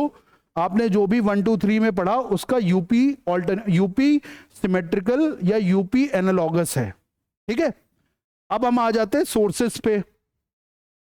देखिए एक बात समझिए, नया पेपर लॉन्च हुआ है यूपी में, यूपी पीसीएस में, तो इसका कंटेंट बहुत ज़्यादा अवेलेबल है नहीं मार्केट में। और कंटेंट अवेलेबल हो भी कैसे, अभी एक ही पेपर ऐसा हुआ है जिसमें ये पेपर 5-6 पूछा गया है। तो अभी लोगों को भी नहीं पता कि कितना डेप्थ में कोई टॉपिक हमें पढ़ना है। तो अभी जैसे मैंने 1-2-3-4 में आपको बताया था कि पीवाईक्यूज को हम सामने रख के समझते हैं ना कि कितना हमें वो सब्जेक्ट पढ़ना है, तो ये चीज़ अभी इस पेपर के लिए हो नहीं पा रही है। तो हमारे पास क्या बेटर ऑल्टरनेटिव है, कोई भी दो सोर्स, कोई भी दो सोर्स सामने रखो। ठीक है, जो भी सोर्स आपके अवेलेबल हैं, पीडब्ल्यू का भी मटेरियल आता है, पीडब्ल्यू ओनली का भी आता है, और भी उसका इंस्टीट्यूट्स का आता है। तो कोई भी दो सोर्स आप रखो सामने। ठीक है, उन दोनों सोर्स को आप एक अपने सिलेबस को इधर रखो। ठीक है, ये आपका सिलेबस हो गया। सिलेबस से एक टॉपिक को उठाओ, इन दोनों को देखो, सोर्सेस को देखो, और अपने खुद के नोट्स तैयार कर लो। आप कहोगे सर इतना टाइम है क्या हमारे पास खुद के नोट्स तैयार करने का? तो एटलीस्ट जो भी उस सब्जेक्ट में, जो भी सिलेबस में बड़े बड़े पॉइंट्स हैं उसके तो नोट्स तैयार कर लो। जो जो उसके बिल्कुल हेडिंग्स हैं उतना तो कम से कम तैयार कर लो, सब पॉइंट्स में मत जाओ। बट आपकी ब्रॉड हेडिंग्स जो सिलेबस की हैं उसके नोट्स तो आपके पास होने ही होने चाहिए। साथ में आपको क्या करना है, ये हो गया स्टेप 1। ये ब्रॉड हेडिंग्स जो हैं आपकी सिलेबस की, उसके नोट्स आपने कोई भी दो सोर्स को रखकर जल्दी से जल्द आपने बना लिए। ठीक है, सेकेंड स्टेप क्या होगा कि यूपी के कुछ टेस्ट सीरीज आप मार्केट से उठा लो।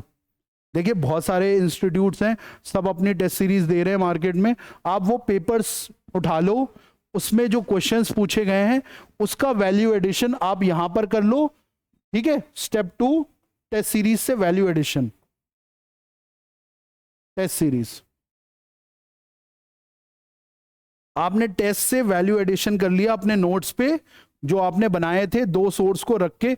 बहुत कॉम्प्रिहेंसिव नोट्स मत बनाना, बहुत छोटे नोट्स बनाना, ताकि आपका अगर क्वेश्चन आए तो आप कुछ ना कुछ लिख पाओ।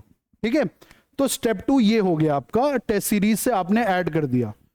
तीसरा स्टेप जो आपका यहां पर होना चाहिए वो ये है कि आप एग्जाम्पल्स ढूंढो। देखो आपको सब्जेक्ट तो आता है, अगर मैं आपसे कहूं कि बुंदेलखंड में इरिगेशन की क्या प्रॉब्लम है, तो आपको पता है इरिगेशन की इन जनरल प्रॉब्लम क्या है, ठीक है। बट आपको क्या नहीं पता, वो है डेटा और वो है एग्जाम्पल, जो कि आपको यूपी स्पेसिफिक का नहीं पता। तो आप क्या करोगे, हर टॉपिक में यूपी स्पेसिफिक एग्जाम्पल इंटीग्रेट करोगे इन्हीं पे। ठीक है, तो यूपी स्पेसिफिक एग्जाम्पल कहां से मिलेगा, आप गूगल करना पड़ेगा, थोड़ी सी मेहनत लगेगी, बट ट्रस्ट मी, अगर आप 2 से 3 लोगों का ग्रुप बना लो, 3-4 फ्रेंड्स का ग्रुप बना लो, उसमें आपस में डिवाइड कर लो कि यार मैं 10 टॉपिक पे कुछ एग्जाम्पल्स तैयार कर रहा हूं, तुम कुछ 10 टॉपिक्स पे एग्जाम्पल तैयार कर लो। इस तरह क्या होगा, आप सबको एग्जाम्पल्स और स्कीम्स, डेटा, ये सब यूपी स्पेसिफिक मिल जाएगा उन सब टॉपिक्स पे। जैसे अगर हम बात करें सपोज हेल्थ की, तो हेल्थ के आपको इश्यूज पता है, हेल्थ के आपको सोल्यूशन पता है, सब कुछ पता है, बट आपको क्या नहीं पता है, वो यूपी गवर्नमेंट क्या इनिशिएटिव्स ले रही है। आपको क्या नहीं पता, यूपी गवर्नमेंट का डेटा नहीं पता हेल्थ को लेके, आपको इंडिया लेवल का पता है। आपको इसमें क्या ऐड करना होगा, यूपी स्पेसिफिक कोई डेमोग्राफिक चैलेंज और है। तो ये सारी चीजें, जैसे एग्जाम्पल के तौर पे आप लिख सकते हो कि एक बार बहुत ज्यादा एपिडेमिक फैला था जापानीज एंसेफेलाइटिस का, तो आप पर्टिकुलरली उस जगह का नाम लिख के यूज कर सकते हो। तो ये एग्जाम्पल वाली स्टेज होती है स्टेप 3। स्टेप 3 क्या है आपका, example plus data plus scheme. ये कहां का, यूपी स्पेसिफिक का चाहिए, जो आप यहां पे यूज कर सको। कल को सवाल आएगा वहां पर, तो इतना आपके पास नॉलेज होता है 1 2 3 के वजह से कि आप कुछ ना कुछ तो लिख पाओ। लेकिन अगर आपके पास एग्जाम्पल, डेटा, स्कीम भी है, तो आप उसको बेटर लिख पाओगे और आपको बेटर नंबर मिल जाएंगे। ठीक है, अगर मैं आपसे पूछूं कि एक्सप्रेसवे पे, तो आप एक्सप्रेसवे पे एक जेनरिक आंसर आराम से लिख सकते हो, अगर आपने पेपर 3 में इंफ्रास्ट्रक्चर वाला पार्ट ठीक से किया है। ठीक है, उनके लिए क्या है कि अगर आपको यूपी के एक्सप्रेसवेज के बारे में नाम पता हो, उनकी कुछ डिटेल्स पता हो, ठीक है, उनकी कनेक्टिविटी पता हो, तो आप कुछ नहीं, एक मैप बना के छोटा सा बना सकते हो या लिस्टिंग कर सकते हो। तो जो आपने अभी जनरल आंसर लिख रहे थे एक्सप्रेसवे का बेस्ड ऑन इंफ्रास्ट्रक्चर नॉलेज, वो आपका स्पेसिफिक आंसर हो गया पेपर 5-6 का। तो कम दिनों में ये एक अच्छी स्ट्रैटेजी है आपको पेपर 5-6 तैयार करने का।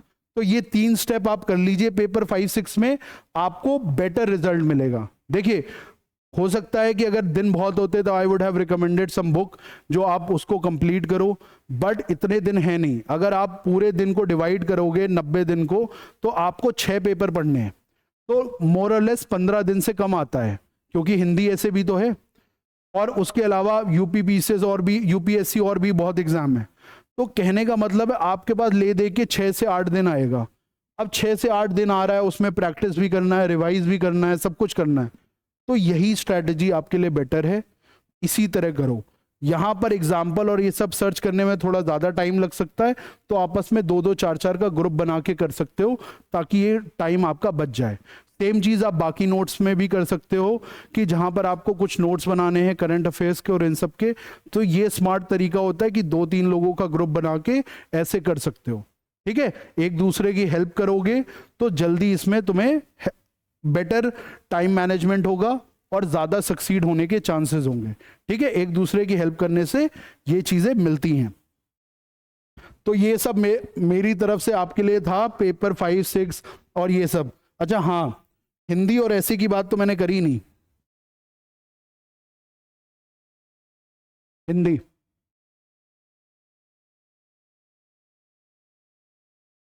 देखिए हिंदी के लिए क्या है, आप, मैंने तो एक किताब आती है सामान्य Hindi by doctor BD Singh. ये किताब तो मैंने पढ़ी थी, मेरे पास तो इतना टाइम था नहीं उस टाइम पे, मैं यूपीएससी की तैयारी कर ही रहा था, साथ में मेरे मेंस के जस्ट बाद ही पीसेस वाला टाइम था, तो मेरे पास तो इतना टाइम था नहीं, तो ये मुश्किल से मेरे ख्याल में बहुत छोटी किताब है और 160-70 पन्ने हैं इसमें। तो इसमें क्या है, ऑलरेडी 25 साल की चीज़ें दी गई हैं और कंसाइज वे में। बट जिसके पास और टाइम है तो आप PN पांडे भी देख सकते हो, ठीक है। PN पांडे भी एक अच्छी किताब है हिंदी को लेके, ठीक है। बट PN पांडे के साथ प्रॉब्लम क्या है, बहुत ही एग्जॉस्टिव किताब है, बहुत एक्सटेंसिव किताब है, और 90 दिन के हिसाब से जब आपको इतने सारे पेपर कवर करने हैं तो आपके लिए रिवीजन करना दिक्कत हो जाती है, ठीक है। तो आप कहीं से भी पढ़ सकते हो, ठीक है। मेन गोल है कि ज्यादा से ज्यादा रिवाइज करना, ठीक है। तो यहां पर आपको क्या करना है, हिंदी को कंसिस्टेंटली पढ़ते रहना है, एक एक दो दो तीन तीन दिन में रिवाइज करते रहो। एक चीज और, हम हिंदी के लिए क्या बोलते हैं, ग्रेडेड अप्रोच। ग्रेडेड अप्रोच क्या है कि आप स्टेप बाय स्टेप चलो। पहले आप कोशिश करो कि सपोज वाक्यांश है, वाक्यांश लगभग 300 से 400 वेरी इंपॉर्टेंट, फिर 200 से 250 इंपॉर्टेंट। अब वेरी इंपॉर्टेंट वाले कौन से हैं, जो यूपी पीसीएस के खुद के एग्जाम में बहुत पीछे से पूछे गए। तो यानी कि अगर आप ये मान के चलो 5 क्वेश्चन पर ईयर, तो लगभग 100-150 तो वही हो गए आपके, ठीक है। उसके अलावा अलग अलग एग्जाम में भी आते हैं, तो लगभग इतने तो आपको वाक्यांश पढ़ने हैं। उसके अलावा भी आप देखोगे तो बहुत से निकल आएंगे, उतने में हम नहीं जाएंगे। ये तो मैंने वैसे ज्यादा लिख दिया, ये आपके 200 से 300 ही आएंगे, ठीक है। यानी 200 से 250 वेरी इंपॉर्टेंट में आएगा, फिर आपके 200 से 300 इंपॉर्टेंट या नेसेसरी में आ जाएगा। इसके नीचे तो आपके पास जाने का टाइम ही नहीं है, ठीक है। इसी तरह आपको हर में करना है। मुहावरे कुछ 300-350 मुहावरे बहुत जरूरी मुहावरे हैं, उनको तो पढ़ना ही पढ़ना है, ठीक है। उनको रिवाइज करते रहना। तो इसीलिए मैंने ये किताब बताई थी आपको, समान हिंदी वाली, कि भाई आप उसको कम किताब, छोटी किताब है, आप उसको खत्म कर लो, टाइम अलाउ करता है तो दूसरे जगह से आप वैल्यू एडिशन कर सकते हो, ठीक है। बट ये नहीं कि बहुत बड़ा कोर्स उठा लिया और फिर उसको रिवाइज नहीं कर रहे हैं। Revision is the key for Hindi, क्योंकि ज्यादातर ग्रामर वाला क्वेश्चन ही लोगों को गलत होता है। लेटर फॉर्मेट वो सब तो हर कोई प्रैक्टिस कर ले जाता है, दिक्कत ग्रामर वाले पार्ट में ही होती है। तो ग्रामर वाले पार्ट में गलती नहीं करनी है, कैसे, बार बार रिवीजन करने से आपको वो चीजें याद हो सकेंगी, ठीक है। अब आ जाता है ऐसे। जिन बच्चों ने यूपीएससी की ऐसे की तैयारी करी है, तो आप ये मान के चलिए ऐसे यहां पर अलग है। यहां पे ऐसे अलग कैसे है, यहां पर आपको ऑलरेडी 9 टॉपिक दिए गए हैं, ठीक है। 9 टॉपिक या एरियाज आपके सिलेबस में मेंशन है। तो सबसे अच्छा तरीका यह है कि आपने हर एरिया पे 2 से 3 ऐसे अच्छे से प्रैक्टिस कर लो, और जो नया ऐसे आएगा तो मोर और लेस उसी थीम के अराउंड होगा, तो आप एक ऐसे कहीं ना कहीं फंसा ले जाओगे और कर ले जाओगे। यहां पर ऐसे में, ऐसे राइटिंग में थोड़ी सर्टेनिटी है, ठीक है। ऐसे लिखने की तो और भी बहुत तरीके होते हैं, ऐसा नहीं है कि ऐसे राइटिंग में आपको बताऊं। तो ऐसे राइटिंग में एक इंट्रोडक्शन आप कैसे लिखते हो, फिर आप टॉपिक को कैसे इंट्रोड्यूस करते हो दूसरे तीसरे में, फिर आप डायमेंशंस कैसे ड्रॉ करते हो, ये सब ऐसे राइटिंग का पार्ट है। वो मैं यहां पर आपको नहीं सिखा रहा हूं, मैं आपको सिर्फ एक स्ट्रैटेजी बता रहा हूं कि कम टाइम में आप ऐसे से कैसे अपने आप को निकाल सकते हैं। वो ये है कि 9 टॉपिक्स और एरियाज दिए गए हैं, उन एरियाज पे 2 से 3 टॉपिक्स आप, मार्केट में कोई टेस्ट सीरीज अवेलेबल हो, मॉडल आंसर्स अवेलेबल हो, वहां से उठाकर आप कुछ अच्छे डायमेंशंस बना लो उन थीम्स पे, और उन्हीं थीम्स पे एक एक दो दो ऐसे प्रैक्टिस भी कर लो, ताकि कल को एक नया टॉपिक आता है तो आप मिला जुला के एक अच्छा ऐसे लिख पाओ, ठीक है। क्योंकि टाइम कम है तो ऐसे पे ज्यादा टाइम देने के लिए है नहीं आपके पास, ठीक है। I hope now I have mentioned each and everything as far as strategy is concerned. ठीक है, तो स्ट्रैटेजी आपकी यही है कि जो भी आपका प्लानिंग है, आपके जैसे जैसे मेंस हैं, ठीक है, उन मेंस और प्री के बीच में आप यूपी पीसीएस की तैयारी ऐसे करिए कि इन सोर्सेस में आप काम करिए। आपके पास टाइम बहुत कम है तो दो दो तीन तीन लोगों का ग्रुप बनाकर जैसे मैंने स्ट्रैटेजी बताई है वैसे फॉलो कर लो कि एक आदमी सोसाइटी के नोट्स बना ले, एक आदमी सिक्योरिटी के कर ले, ठीक है, आपस में एक दूसरे की हेल्प करके कर सकते हो। मैंने भी अपने टाइम पे ऐसे ही किया था, अपने आपस में दोस्तों ने हमने बनाए थे, तो ये टाइम बचत होती है। ठीक है, हिंदी पे काम ज़रूर करना, क्यों? क्योंकि हिंदी पे लोगों के मैंने 60 नंबर देखे हैं और 95 to 105 देखे हैं। देखो मेरे खुद के 103 मार्क्स आए थे और I am from English background और मेरी हिंदी बहुत वीक है, तो कहीं ना कहीं 60 से 100 का सफ़र जो है ना, 40 नंबर, आप समझ रहे हो 40 नंबर आपको जीएस में कवर करना कितना मुश्किल होता है। तो इतना मत गवाओ, यहाँ पर कम से कम कोशिश करो 80 मार्क्स तक पहुँचने की। अगर 100 नहीं पहुँच पा रहे हो तो कम से कम 80 मार्क्स तक पहुँचने की तो कोशिश करोगे। इसीलिए तो मैंने आपको समान हिंदी वाली किताब बताई। समान हिंदी वाली किताब से आप सीधे 105 पे नहीं पहुँचोगे, ये मैं आपको खुद कह रहा हूँ। किस्मत अच्छी हुई, चीज़ें कवर हो गई तो बिल्कुल आ सकती है, लेकिन आपके 90 से 100 मार्क्स आ सकते हैं, 95 आ सकते हैं, 85 आ सकते हैं। क्यों? क्योंकि उस वेरी इंपॉर्टेंट चीज़ें दी गई। टाइम अलाउ करे तो पीएन पांडे से भी रेफर करके उसमें वैल्यू ऐड कर लेना। ठीक है, तो ये सारी चीज़ें हो गई। और किसी को कोई भी डाउट हो तो आप क्या है, कमेंट बॉक्स पे जाकर हमें बता सकते हो। And all those who are available वो मेरे से क्लास के बाद भी पूछ सकते हो, और भी सारी चीज़ें। ठीक है, आंसर राइटिंग की भी मैंने कुछ 3 क्लासेस ली हैं, तो आप उसको जाकर यूट्यूब पे देख सकते हो। Try to get as much as help as possible. 90 दिन का फुल यूटिलाइज करो। ये 90 दिन कहते नहीं है, जैसे चक दे इंडिया में कहता है कि ये 90 मिनट आपसे कोई नहीं छीन सकता, वैसे ही मैं आपसे कह रहा हूं कि ये 90 दिन आपसे कोई नहीं छीन रहा। ये 90 दिन आपके पास हैं। आप अपने आने वाले 30 से 35 साल बचा सकते हो। आप डिसाइड कर सकते हो कि कैसे वो 90 आपके 30 से 35 साल बीतेंगे। ठीक है, तो गिव योर बेस्ट, और कुछ भी, कोई भी डिस्ट्रैक्शन इन 90 दिनों में मत आने देना। ये 90 दिनों में अगर आपने कोई भी लापरवाही करी, ट्रस्ट मी, आप बहुत रिग्रेट करोगे, और रिग्रेट से खराब फीलिंग कुछ भी नहीं होती। तो 90 दिन के लिए सारे डिस्ट्रैक्शंस को दूर करो। बहुत से बच्चे जो कहते हैं नहीं है कि हम कहते हैं कि प्यार, ये सारी चीजें इंपॉर्टेंट है लाइफ में, बट 90 दिन के लिए नहीं। अगर वो आपके लिए इंपॉर्टेंट है, वो आपका इंतजार करेगा, वो इस चीज को समझेगा। तो ये बात मैंने इसलिए की क्योंकि बहुत से बच्चे मैं देख रहा हूं कि इस वाली कल्चर में है ना, जैसे चैट बिना देखे ऐसे करके चैट करने में, तो सब कुछ आपकी लाइफ का पार्ट एंड पार्सल है। बट 90 दिन अपने आप को संभाल लो। Give your best in 90 days. और कोई भी डाउट आती है कमेंट में पूछिए, the team will connect with me.